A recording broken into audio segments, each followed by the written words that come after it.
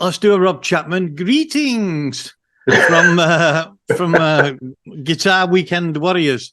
And we're very lucky today. This is a last minute thing from a guy that I met through the Shiji.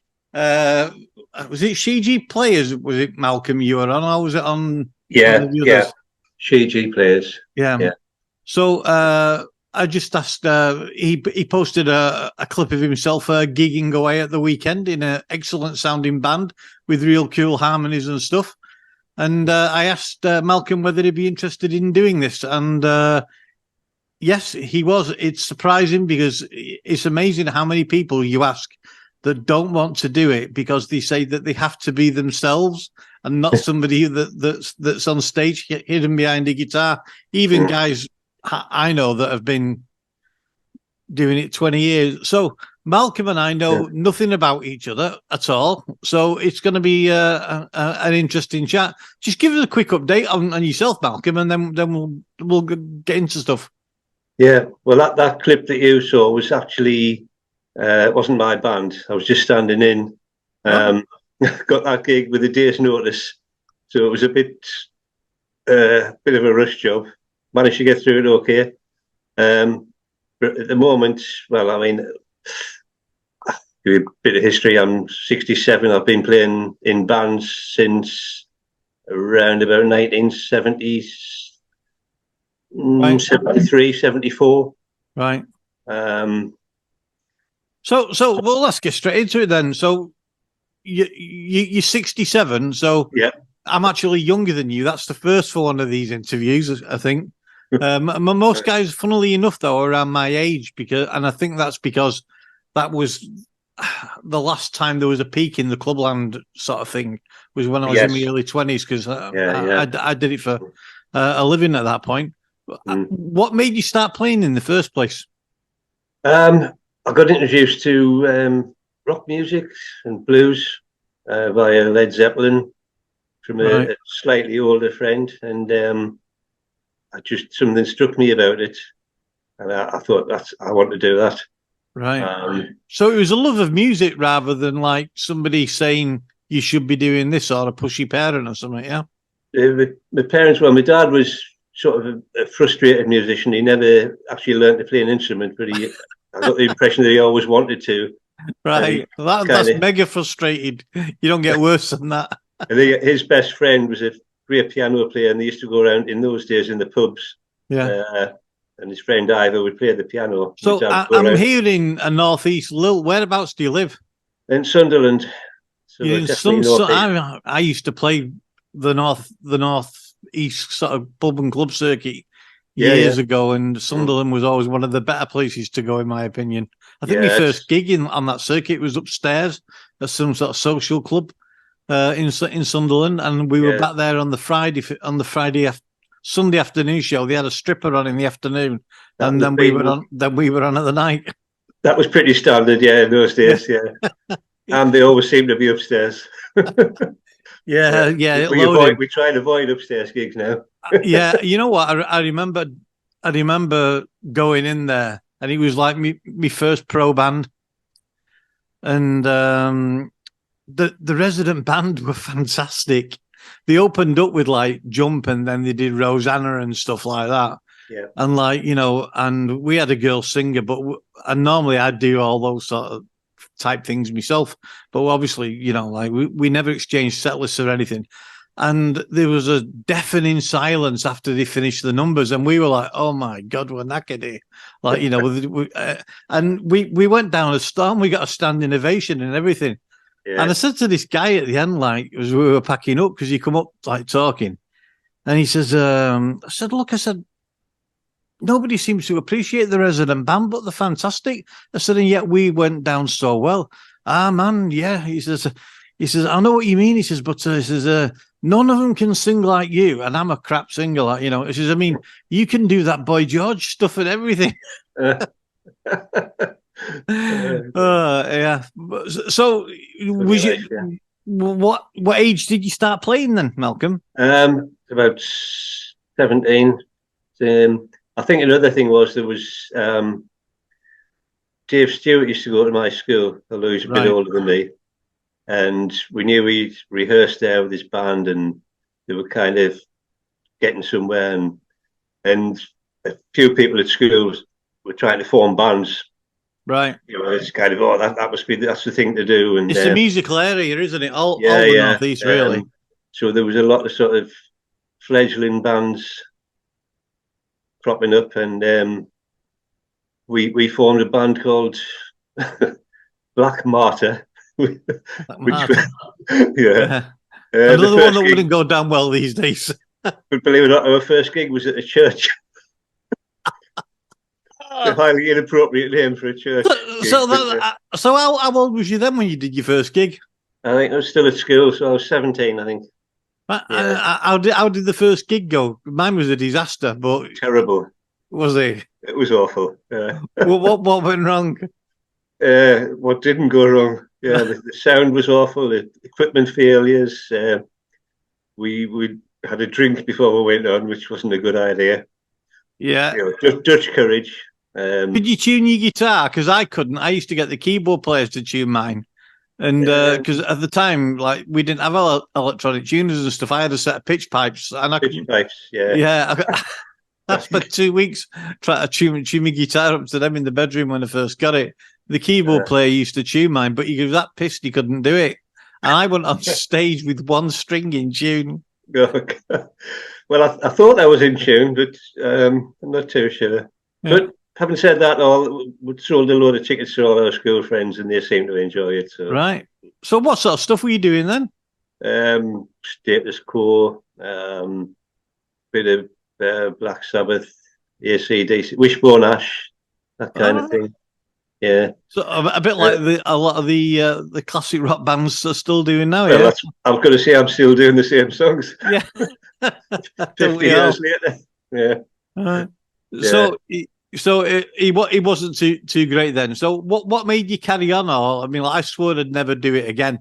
But I was doing a community centre a couple of weeks later, and then the band got entered into a talent contest, which was a real joke because none of us had any. So the band carried on. It had some legs, did it? Yeah. We just persevered and got slightly better. And then we left school and it kind of fizzled out a bit. But I must have just got the bug, and I must have been doing something vaguely right, because I kept getting approached to, get the band back together or get somebody else in, and we ended up a few years later doing the clubs, workmen's clubs. And you talk about resident bands. We went to a couple of clubs where, well, we actually got paid off one. I think everybody has to go through that. I've been paid off. Passage of being paid off. You're the first person that's ever mentioned being paid off. I was paid off in my home in my hometown. Oh dear, that took some doing. But I also got paid the highest amount of money for a covers band cabaret gig that I ever got paid in the same town at a club 150 yards down the road. Oh well, yeah, swings and roundabouts. Yeah, I on that one I did.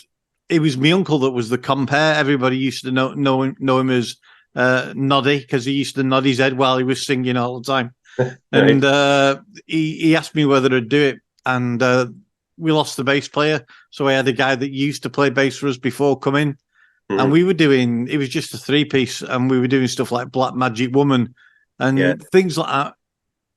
If you've got a bass player that gets the notes wrong when you're doing the bit, that emulates the vocal line. Oh right, yeah. It sounds and he's out of tune. It sounds completely wrong. I thought, hang on, what's going wrong here? But it was a disaster. And after about 20 minutes, the concert set walked up and went, yeah, that is giving me the sound. So I thought, I know what that means. He got the sack for it for booking us. And I think about 5 years later, we played the big club there, which was Partington Working Men's Club. And we did it we got put in as a last minute. I'd already played that place before, and the guy didn't like us. He was a concert sec. Put that band in, and they loved it. We ripped the place apart. And then they put us in again 2 weeks later. And then he said, can you come back in a month and do New Year's Eve on Millennium Night? Oh, and they paid us $3,000 for Millennium Night. So very nice. Very Yeah. nice. Mm. amazing what a wig does in a in Oh, my case. I know. Yeah, a wig does and a meatloaf shirt. Yeah. So, Yeah. so yeah, what gear were you using in them days, Malcolm? What did it look like for you in your band? And was it primitive or was you all like state of the art guys and stuff? Oh, well, we just basically we used whatever we could afford. The first amp was something you probably never heard of. It was called a FAL 50, FAL 50. No, 50 it watt used to be combo. was in the Freeman's catalogue, I think. Yeah. Yeah. It's still going. Apparently, I sold it to a I think. friend, and he doesn't gig with it, but he's still got it. Yeah, I believe it I still think works. they also did it. Was it rebadged as a Linear as well? A Linear 50. It's the All same right, amp, I think. Yeah. yeah. And I know it because my first guitar was from a catalogue as well. yeah, I think it was Grattan's and it was a satellite, sort oh of yeah, almost a Stratty looking thing. I wanted this Kasuga, which actually change hand for good money these days, but apparently they weigh about 10.5 pounds for a Strat, but it was a solid piece of wood. And yeah. I ended up with the cheap one that was, I think it was 46 quid, but it was my first guitar, so I was really happy with it, Yeah, yeah. So what were you playing? It was. I'm trying to remember the make. It was an SG copy. I honestly can't remember the make, but it was something that you would buy in Woolworths or something like that. Yeah. You know what? I think at least half the people that we've done these things with said that the first guitar was from Woolworths, or there was some association with it. Because at the time, I mean, we're not dissimilar in age. I think that there was like Kasuga, Avon's, Columbus, Avon. That was it. Avon. It was an Avon. Yeah. Yeah. So I had like a Shaftesbury. I had one of the better copies. It was great until you got it on stage and found out that the top was hollow and it fed back like crazy. Yeah.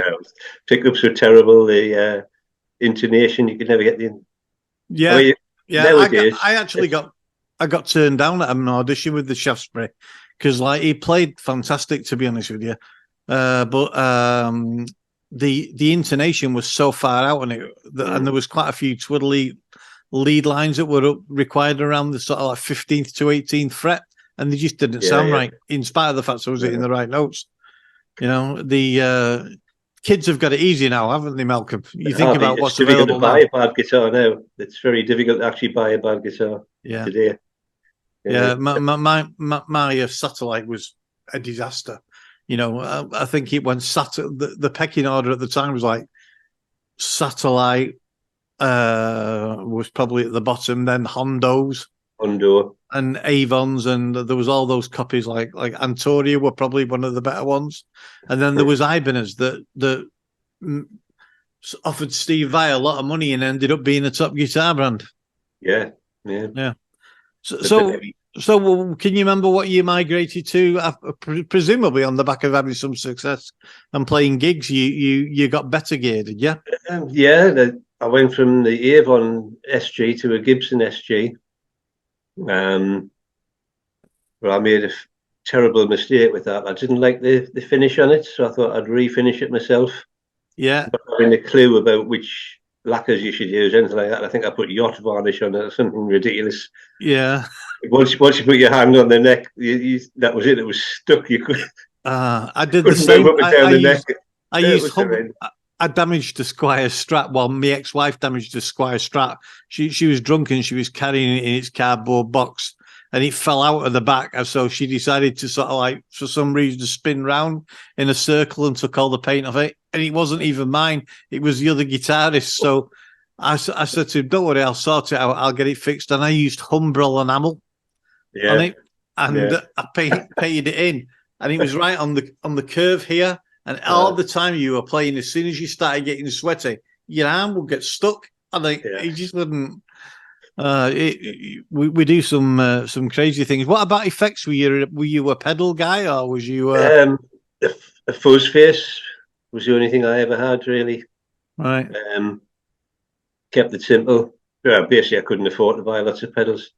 I had a fuzz face. I wish I still had that. It was an original Dallas Arbiter. You're right. Yeah. Worth a few quid now, I think. Yeah, with hindsight, great. And then I got a Watkins copycat, Yeah. and that was it. That was all I used really. Yeah, I used to That broke. admire people who had the Watkins copycats, and we had a WEM PA system.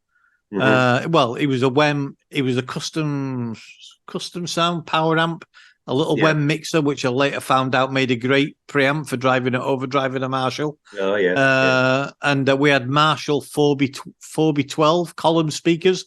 Oh yeah. I mean, Column they look speakers. like coffins, and to be honest, like the sound that come out of them was completely dead. So yeah. So you know, everything then was like your backline was your backline, and Yeah. we didn't have a good PA for years No, until we started taking it seriously. Did you have like I think H&H were popular around at the time for PAs. yeah, I think we had the H&H, but we had some big column speakers, and they weighed an absolute ton. And then when you got the upstairs gigs, it was, Yeah. but they didn't sound very good. I mean, I remember H&H used to do a called the Unit. They had a 50-watt horn, which was like a massive box like this, big mhm, folded horn that was good. And then you'd have like two 15-inch bass speakers underneath it. mhm, And they sounded great, but we didn't have power amps at the time that could do it. A powerful power amp in them days was like 150 watt, you yeah, know? yeah, I think the first decent one I got was an H&H 500D, and I found out Van Halen was using that to drive his Marshalls. mhm. When I read later on, so you progressed and you started with the bands you were in popular, or We got reasonable amount of work. Yeah, we were up and down the A19 to Teesside. It's about 30 miles yeah, down the road. We seem to be in Teesside regularly. Um, so we're within a sort of 30-mile radius. We're working most weeks. But I never felt, I mean, I enjoyed it, but I used to lack confidence. Um, really, I still do, to be honest. yeah, But I was yeah. never quite happy with the, I always thought we could be better, we could be better. Did you have like a revolving door of band personnel and stuff, or Not really, no, it was fairly stable. But like a lot of bands, eventually it's somebody left and the thing just fizzled out, and we had a yeah? couple of Well, arguments and this, that, and the other. And yeah, around that time, it was pretty difficult to get work unless you had a girl singer in the band. So we always had a girl singer, and that came with loads of problems, right from because we expected them to put a shift in, you know, like help bring the gear in and out. And others yeah, would say, "No, I've got to put my makeup on. I'm not doing any of that." Or yeah, liftings for you. So we would say, "Well, okay, will you be in charge of the microphones? You put the microphones on the stands." And most mm, of them just wouldn't, or they'd turn up yeah, really late. So mm, yeah, but you know, there was the odd exception, but most of them were pretty dire, to be honest. They just didn't want to do out.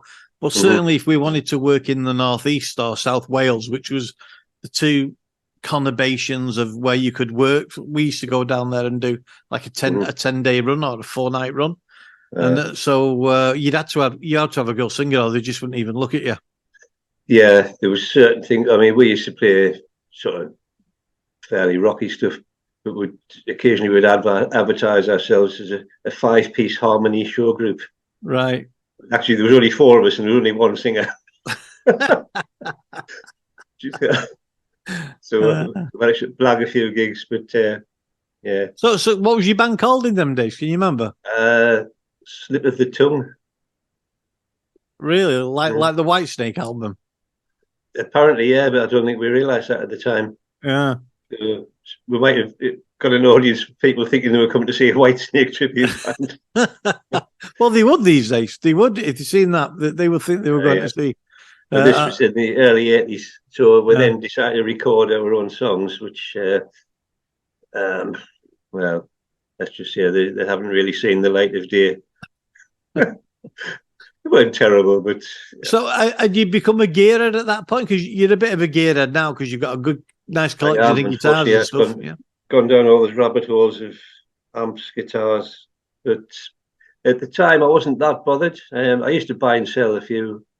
I went through a few strats. Right. Um, I could never find the perfect one. I still haven't. Um, But I wasn't too bothered. But it's only maybe in the last, I think, the last 20 years, I've been on that eternal quest for the perfect From a guitar and the tone perfect pedal. Yeah, I mean, I think I was playing professionally within like 2 years of actually starting playing and stuff, because we had a girl singer that was already pro, and she come and in sorry, my phone's just going off in the background. I'll let him go. I ended up sort of like doing Germany, like doing all the air bases for the Americans. I did that for 6 months and what have you, because there just wasn't the consistent work for us down here. And our manager said that we did ourselves no favour with the photographs. We used a guy called Vic Jolly in Wigan, and I said, our photographs are great. And he got about 20 other bands out that had exactly the same photograph with the same setting. Like that band was called Scruples. I've actually still got the picture on the wall to remind myself of what it looked like in a tiger skin. I'm struggling to imagine that. He was pretty sad. What's the best gig you've ever done? What's the biggest and the best, you'd say? Best gig? Ooh. It's been a few. I mean, we did, after that sort of club era, I then I was in a couple of blues bands, and we did some festival things and did a gig at Barnsley Civic Hall supporting the Hamsters. I've seen them, the Hamsters, yeah. Yeah. Sunderland Polytechnic. I think the best ones have been more recent, though. We seem to be getting better quality gigs now, even though the pub and club scene's a bit flat now. Gone down, yeah. But I think for me, the tribute bands have kept that kind of going now, because the covers band thing, all the social clubs, certainly around where I live in the Greater Manchester area, you know, it's dead. You know, most of them have actually closed down; they don't exist. And the pubs, you know, the pandemic sort of basically did away with a lot of that. I know. We still get a few, but what I found happened is lads that I know that have been gigging for years, doing, you know, earning like 200 quid a gig, you know, between 5 of them or what have you. Yeah. They're now earning really good money, and they've become tribute bands. Well, that's what I've done. You know, Aidan, who's going to be doing one of these with me very, very shortly. He was actually going to be doing one this week, but unfortunately caught bloody COVID. He's in. I'll give them a name call. A band called I Am Gallagher. And they seem to be doing really well, and they're doing much bigger and better gigs than ever. You know, under the name when they were just doing general covers from bands of that era. You know, so I do think that's helped. Have you got any funny stories from the road that you can say? Doesn't matter whether they're a bit lewd or not. I'm going to do an ex certificate one of these one night with because happily most of the people are dead now that were involved. But I'm going to do an ex certificate version of some of the things that I've seen. But have you got any funny stories? Anything that well, the time we got paid off that was a disaster, because we started off by our driver reversed the van, tried to get as close to the loading doors as he could, managed to demolish a signpost, took half the side of the van off, and eventually we got in, got set up, did 3 numbers, and got paid off. Not a good Then you had to extricate the van from this mess, and it made it worse. So that was a disaster all around, and we had a few breakdowns coming back from gigs. Driving into a garage with a hired Luton van, which has a very high top.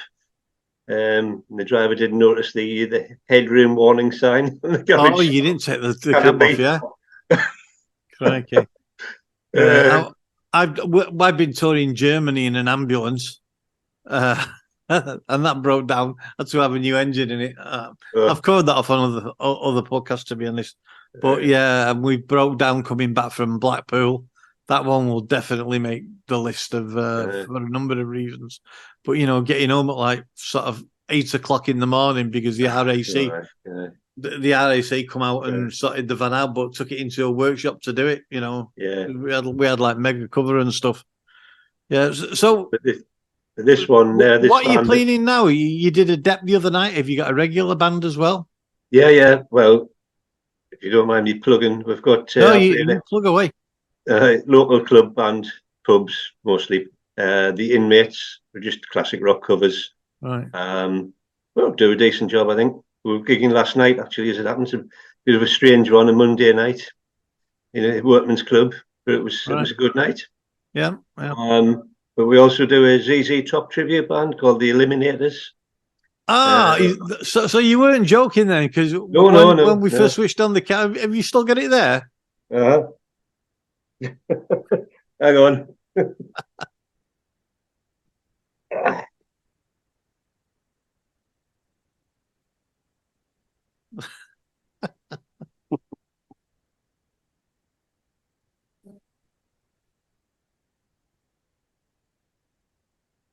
Yeah, that's sort of like it's like a Have Kenny mercy. Everett Scouse of the blended with Father Christmas. But yeah, that band's doing pretty well. We're working all over the country at the minute. Next gig's in Dover, which is a bit of a trek for us. Yeah, yeah. But it's going But well. As you as a say, tribute guitarist, I bands are think the ZZ Top are a great one to cover because I mean, number one, the guy's Billy Gibbons. Yeah, he's a phenomenal player, and if you like your pinched harmonics and stuff, oh yeah, there's probably very few that are better than him. yeah. So even to get that sort of sound, like what gear are you using these days? What you've got a couple of guitars on the couch at the back of your room, have you? What have you got? What are you doing? That's my main one. The Tom Anderson, Yeah, Tom Anderson Cobra. yeah, beautiful guitars. It Yeah. is, yeah. A little bit on the heavy side, but And yet, fantastic to play. the funny thing is, I was watching an interview with Tom Anderson, and he Uh-huh. was saying that all his guitars are really light because he picks them that way. Like for the woods, he said he thinks generally light guitars sound better. And I Well, thought, well, the way I grew up, it was like heavy guitar, more density of sound. yeah, yeah, So that seemed to fly in the face of that. But yeah. my one of my mates from Germany, he's got a Tom Anderson drop top Mhm. Strat, and he's got the best he's got the best Strat sound I've ever heard. But he's got a 2-rock amp that he's going through as well, and he yeah, does help. So yeah. what do you think is more important? You've got your main man there, which is that one, yeah. Well, what else you got there? This is one you've probably never heard of. Jacaranda. No, I haven't heard of that. No. No, nobody has. It's custom shop, Italian made, Milan. Excuse Right. me, made in Milan. Just a very small workshop, and they do. I don't know how many guitars they make. It's not many. 2 guys beavering away. Right. This is obviously, you can tell it's kind of based on a Music Man Axis sort of. Yeah, it's like the old, like the PV version of it, isn't it? Yeah, yeah. Yeah. That's nice and light, but that was a custom job for a guitar tutor, I think, in Italy. Right. If I got this right, and then I think he passed it on to one of his students. Yeah. Who ended up in Manchester, and presumably was skint, but decided to sell it. So yeah, I like the look of it, so I drove all the way down to Manchester, picked it up, a few strums. I says, "I'll have it." Yeah. He said, "You haven't even plugged it in yet." You've not plugged it in yet? I said, "I don't care, I'm having it." You can just tell. But a lot of, if an electric guitar sounds decent acoustically, it's a good sound. You can always do something about the pickups, but the volume and the clarity is what's important. Yeah, but he only had a little digital modeling amp sort of thing anyway, and I thought, well, that's going to sound rubbish to that. So yeah. Well, what are the other ones? He's one an acoustic you've got. No, that's with me, Shiji. Oh, so you've got a TM5. TM5. I've Yeah. changed the pickups, mate. I put some bare knuckle pickups in. Which ones have you put in? Which ones have you put in? The True Grit Right. boot camp ones, Yeah. fairly high output. Sounds Yeah. good. The Shiji pickups tend to be like for the path orientated people. They like the path humbuckers. Yeah. The ones that's about 12 milliamp on the readings. Yeah. But again, that's a trend at the moment. Like in mine, I've got I've got two. I've got a JB in one, and with a set of the SAs for the single coils. Yeah. But I always have an Aldridge in most of my guitars. So I've got yeah, it was a toss up between the Aldridge and the boot camp, right. the True Grit. So Yeah, I've had Aldridges in every guitar I've had for years. I just think they're a phenomenal pickup because they split the coils really well. Yeah, and the Shiji, I'm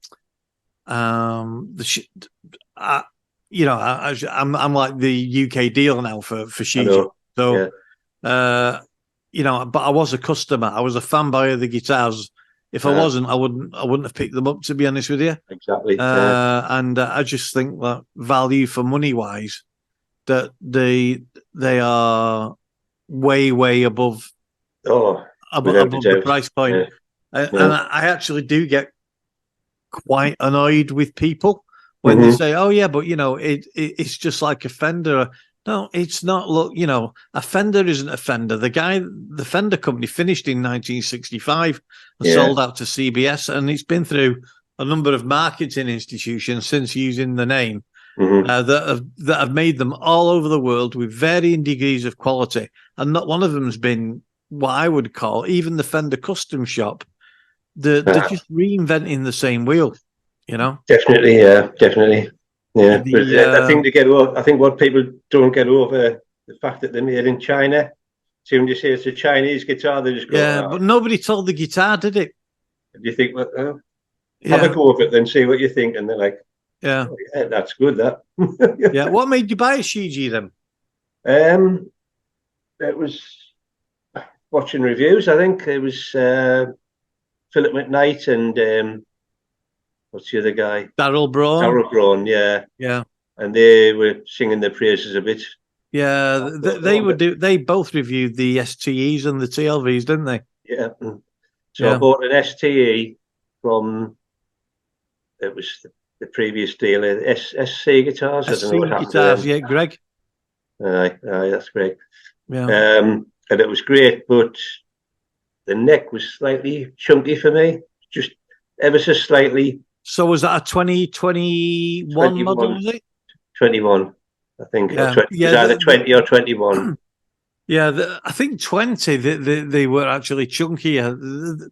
They haven't really helped themselves, Shiji, in terms of like the way they've communicated the changes in the neck out. Like, it all means something to them internally, but they tend to call it a C shape, and that's it. I think the only on these latest 2023 ones are they actually a C shape. Yeah, a lot of them before were like a D shape, and they were a bit too heavy in the shoulders. A bit of a D, yeah. So just kind of, you could get used to it, but if I was swapping guitars in mid set, you'd be like, oh, yeah. My STE's got quite a skinny neck on it, and yet most people say, oh, they're quite chunky them. But I got the STE, and when I got a TLV, I was expecting the same neck, and that was chunky. Yeah. But now, here's the funny thing: I even complained to the company about it because I wasn't happy. And then they took me through why I couldn't have a different neck, and there were all valid reasons for it because I wanted the dark roasted maple, and they only did one batch.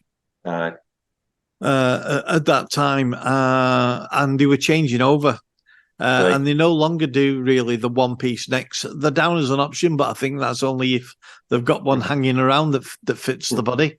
But now that all the new Shijis, including the one you've got there, that's a proper C shape, It is, He's yeah.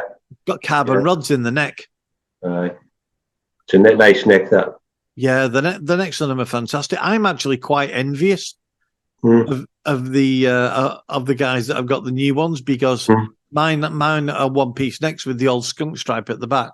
Yes. Those are a proper C shape. I think they're a good compromise in terms of the size of the neck. The only other thing I wasn't too struck on the STE was the fretboard wood was very light in colour, Oh yeah, yeah, and it was difficult to see the dots when you were on stage. yeah. All right, okay. I should be able to play without looking at the dots now So after was that 50 years. that'd be a Pro Series, or what's now a Pro Series one then? Yeah, Yeah, yeah. yeah. The Just a little bit now, light, and it was you lose the dots in it on a dim stage. yeah, Mm. I do tend to like darker fretboards and stuff myself. You know, you've probably seen the pictures of mine. I put them up all the bloody time, like. But yeah, so all mine are the very dark roasted. But the next one I get, I'll probably get Alex to make me something that I've wanted to do for a long time. And what's the final one on you've got over there? That's a shoegazer's guitar, is it? That's it's a Billy Gibbons style thing, a Billy Bow Gretsch, Right. except it's not a Gretsch. Let's just cover that headstock up a minute. Right. It's a Chinese copy, but It's basically a Chipson, as they call it, is it? Really? Is it a Chipson type thing? Is it? Yeah, that sort of thing. Yeah, Yeah. it's a Gretsch copy. It's basically it's a stage prop. It plays okay, but it's a bit of an awkward thing. Yeah.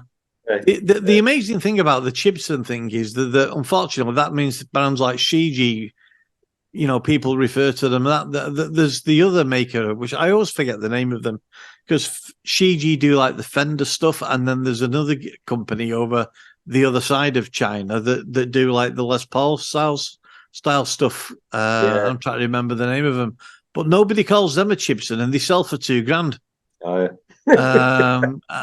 Because they're better than the Gibsons, and everybody knows it. And you know, I genuinely believe that the Shijis are better than the Fenders. I took a classic over to my friend that plays in like a glam rock band, and he's got a couple of like American USA tellies and stuff and the classic just blew them both away. Absolutely.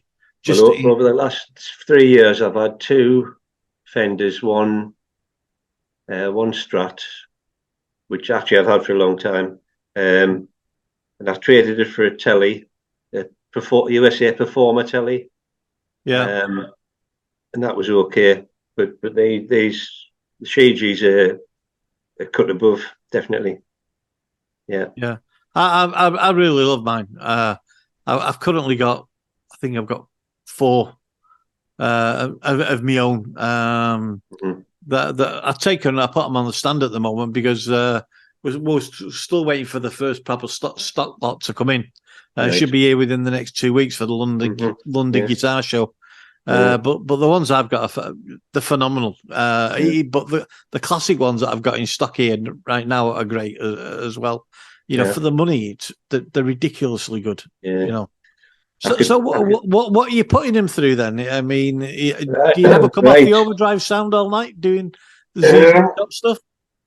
I'm using at the moment, this week. That's just a slight aside. Our sound man, every time we do a gig, he says, "What are you using this week?" There's always something new. But at the moment, I'm using a Friedman IRX preamp pedal. Oh right, okay. A real one. Channel. A real one. It's a 2-channel valve preamp pedal. Oh, it's got valves in it, has it? Yeah. 2 channels with you can boost either channel. You can boost the volume or the gain or both. And that goes into a Seymour Duncan power amp, solid state power amp, and then into a Cornford 1x12. Oh, okay, that sounds like a nice rig. I've got the free. I'm not sure which way around it is. I've got the Friedman by Demon Effects. Yeah, which I think they call that the ODX.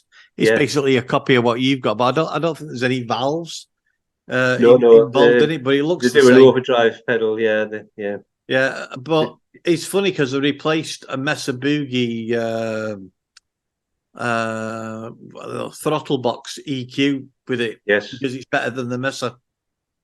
And it cost me about 70 quid, including the tax from China. It really is good. Did you say that Demon FX? Is that what Yeah, Demon Effects. Yeah. I've got one of their chorus pedals. Cost me 20 quid. Yeah. It sounds brilliant. Yeah. It's a copy of the Analog Man chorus. Yeah. Which is about 200 quid. I tell you, a really, really good chorus pedal as well on the budget side of it. I mean, okay, I'm biased. I used to be a Joyo dealer when I lived in China. Yeah. But they do a light blue called an Analog Chorus. Yeah. And it really is that good. It does your Kayleys and your Pretenders stuff and all that. Well, absolutely nails that early Boss sort of CH1 chorus or C1 chorus sound. Really, again for 35 quid or something, it's bloody stupid. I've got a few of their pedals. I'd never seen anybody else using them, although I think they sold quite well at the time. And then a guy from your neck of the woods, he was my hero, John Miles. His son, he's out in a cover band now. And he's got one on his pedal board for the chorus effects for the 80s stuff. Yeah. But fantastic. But I love Joyo pedals. Yeah, again, for me, they punch way above the weight. Even the very small ones are really good. And the other pedals I use is like a George Lynch wah made by Worley. Which is really good because it's got a switch in it so that you can walk away from it but leave it half cocked. And have that sound. Yeah. The cheat sound that everyone uses. Kurt Hammer wouldn't be half the player he's without that. I've also got a mini wah, AMT wah. Right. Russian made. Just so it fits on the pedal board. And it's pretty good. So what do you power it all with? NXR little ISO brick. Yeah. Mini ISO brick. It's only the size of a mini pedal. Right. And that powers everything. They're pretty good, aren't they? Yeah. Are you a wireless man or are you a lead I guy? was, but I was using a Line 6. I was never quite happy with the sound. There was a little bit of, I don't know, there was something in the top end frequencies that I couldn't quite get away with. Can you remember which one it was? Was it the 10, the 50, or was it the Rat Mount one? G30 really, I think, something like that. Yeah, that was the plastic one, the G30. Aye. Yeah, I had the G50. I figured it should be a bit better because it was quite a lot more money. Although it looked the same. I had no complaints about that apart from the battery cover started working loose, like because it's a plastic thing. And then I went to the rack mount one. I never actually gigged with it. The band I was in we didn't need it. I've got what's it called now? The blue guitar guy. I've forgotten the maker. The Thomas Glug. Yeah, Thomas Glug. He's got the company that do the little wireless systems as well. They look the same as all the ones that are like 30 quid, but this is like 120. It's actually very, very good. There's no. Yeah. I think I might go for a better quality one. Yeah, they're so cheap now. And the thing I like about that one is I wish I could remember the bloody name of it. D something or other. But it's the blue guitar guy, it's his company, and what I like about it is they do a pouch with a lead that comes off it. So you can actually put the transmitter just like a normal transmitter pack, especially having a Strat that's like important. So you just plug the jag in and you've not got the unit there. The unit actually gets hidden at the back on your guitar strap. And it's only about 18, 20 quid or something. And it makes the whole thing look a lot more professional, Yeah. It does. So plans for the future? Is Well, retirement a dirty word, or are you going to carry on? no. Far too young to retire. Well, I've actually retired from work, and I think things are starting to happen band-wise since Yeah. then. Right. Since COVID, we've got this ZZ Top thing going, the Eliminators, and we've got a few more gigs coming up next month. Hopefully more to come next year. We'll do a couple of festivals and theatre gigs. Right. But I've still got to keep the other band going around the clubs and pubs. Yeah. It's like a steady. I mean, he does keep us off the streets, like, you know. I mean, these days I tend to play jam nights and stuff with, you know, but a lot of the guys, some of them are into the sort of like the Steve Vai Buckethead sort of like solo, and it bores me to tears, to be honest with you.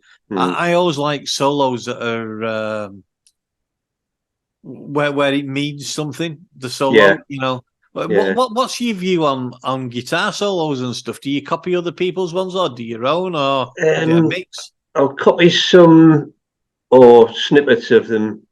For instance, well, when we played Comfortably Numb, I started off with the same way, but I didn't have time to learn the whole solo anyway. But I probably wouldn't, because I mean, Gilmour used to make it different when he played live and stuff anyway. Yeah. So I just start off with a recognisable riff, and then there's a couple of blue notes on that everyone knows that you've got to hit. Yeah, and the middle solo you've got to do right. But the rest of it, I just go with the flow and see how it's. But generally speaking, I'll just improvise. But when you do the same song often enough, you tend to fall in. Even the improvisation tends to be the same some nights. I know what I'm doing. I must admit, one of the things I always found scary about myself was I didn't know what I was doing. No. You know, like I'd come to a solo section on a lot of things, and if it was something like "Hello" by Lionel Richie, you've got to do the solo. You know, because it's part of the tune, right? But if it sounds like the guitarist has just gone on there and blown over the top, I'll do the same, you know. But the scary bit is I don't know which note I'm going to start on, and I don't know which note I'm going to finish on. No. And yet I can look at recordings of them, and it's always like I've learned it, because I will do the same. You know, I've lost count how many times I've played a solo on Rosanna at the end, or hold the line or something. You know, and we all definitely have our own muscle memory that gives us runs. I think that's where it is. Yeah, but I'm not a music theory guy. I kind of understand some of it, but if somebody said to me, "What mode were you playing in there?" I'd be like, "Well, I was in a happy place. I'm just noodling." Yeah, I mean, I think the change for most guitarists is getting out of the minor pentatonic boxes, and once they understand that you have to play around the chords a little bit, that's when they become a little bit more melodic. That's right. Yeah, if you listen to like the solo at Hotel California or something like that, all the solo signals, all the chord changes, and it's clever. You know what? I think that was voted the most popular guitar solo of all time. I've never learned it. I've always said that I'll do it one day, but you know, I do know that one, but I've never been in a band that played it. Have you learned that one? I have learned the solo, but I've never had a chance to do it live because nobody wants to play it. Who's your favourite guitarist? That's a tricky one. Toss up between Hendrix, Rory Gallagher, and Joe Satriani. Really?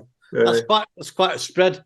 Rory Gallagher changed my thinking about guitar. I've seen him on Rock Goes to College, and I couldn't believe that somebody like played like that. We were just that good, you know. I loved it. I did see him, unfortunately, the night before he died in a music shop in Manchester. He was on tour, and I saw him about 8 or 9 times. Really? But he was always much better live than on record. because he just kind of went for it. Yeah, He yeah. got right into it and was so powerful and I think he would have said the spontaneous. same thing, actually. Yeah. You know, the I mean, my heroes were like John Miles, who I think was hugely underrated as a singer and a guitarist. I love Michael Schenker. I loved Eddie Van Halen. I like Nuno Bettencourt. Oh yeah. How can I forget about Van Halen? Yeah, of course. Yeah. Yeah, I gave up after Van Halen really because I learned to do a lot of that sort of style. But then Yngwie Malmsteen come along and sort of Joe Satriani and Steve Vai, and it intrigued me and I like listening to it. But for me, it was just not something that I ever wanted to learn to do. That I sort of stopped with Van Halen really, and I never got that sharp at doing that stuff. But I like Brian May stylistically. I think that he's a real craftsman. You know, very difficult to emulate, very difficult to copy. Yeah, but I think the guy that's on that when these go out on air, the guy that's on the week before you'll be doing it, David Gardner. Again, he's a Shiji guy. That's who I bought the TM5 off. Is it? Is that David's TM5? That was his, yeah. The bit where he's playing at the end is that TM5. Right. Because another lad bought another guitar off him, a lad called Matt that contacted me. But David's a really sweet player, and I mean, he's about as well versed music wise as you could possibly get. Went to music college, and he's playing in a Queen tribute now. All right, yeah. And he's a complete gearhead. There's one that's up there, Shane. I think he was the first guy that we did one of these interviews with. Again, he's got a blue TM5, and he loves it. And he's got a Sir, and he's got an Anderson, and he says it's just as good as any of them. Yeah, they haven't changed the pickups in any of them. Davis sounded phenomenal. Why did he change the pickups just for interest? But just the neck pickup was okay, but the bridge seemed a little bit bright, and I wanted something with a bit more power. Just didn't have the when you compare it to the stuff I'm using. Yeah, it's all got it was a little bit underpowered for me. So the neck pickup was fine, but I just thought I'm going to make it a match and set. Yeah, yeah. I think my wife would go bananas. I think I'm probably going to end up getting one of the TM5s, but we're just doing. I'm going to get the quick plug-in here myself. I'm just doing an offer on the TM5s with stainless steel frets. I know. The first question everybody always asks me is, has he got stainless steel frets? And the answer is always, I always feel disappointed and say no. So I had a chat with the owner and his cousin, who's like the sales and marketing guy, Dave, and we've decided that we'll do that as a model in the future. But for now, it's just an upgrade if people want to pay for it. The stainless steel frets are a real ball. A couple of fret jobs with them, and the tools are ruined completely. And I've never played the one. Hardest grade. You get like the Harley Bentons, and they're using there's 4 grades of stainless steel that you can buy for frets, and they're stainless steel, but they're actually no better than nickels, right? So that's softer. We use Jessica frets on most of them, and they're really good. So I'm definitely going to get one of them. And I won't be able to help myself. The moment I get it, I'll get it itchy, and what I put the same humbucker in the back as I've got in my other guitars, and so it'll sound like my other guitars, only it'll play better than. I've got the only other humbucker. I've got a Bernie Marsden PRS that I use as me too humbucker thing, which is a beautiful looking guitar now because it's gold, everything. People get hold of it, and you take the coats off it and what cover the belt The buckles belt and stuff, buckles, yeah. because it looks like a what is it PRS call it, the not the custom shop, they call it something. Oh, the private stock thing. Yeah, Yeah, yeah.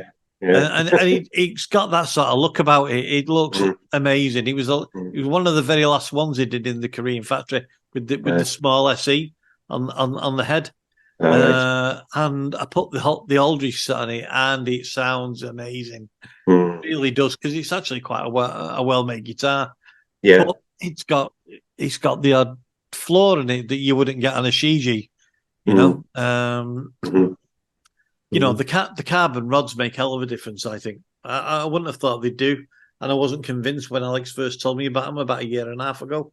Mhm. But I really do think that they make a difference. You Yeah. know, Yeah. the truss rod now is not there to keep the neck straight.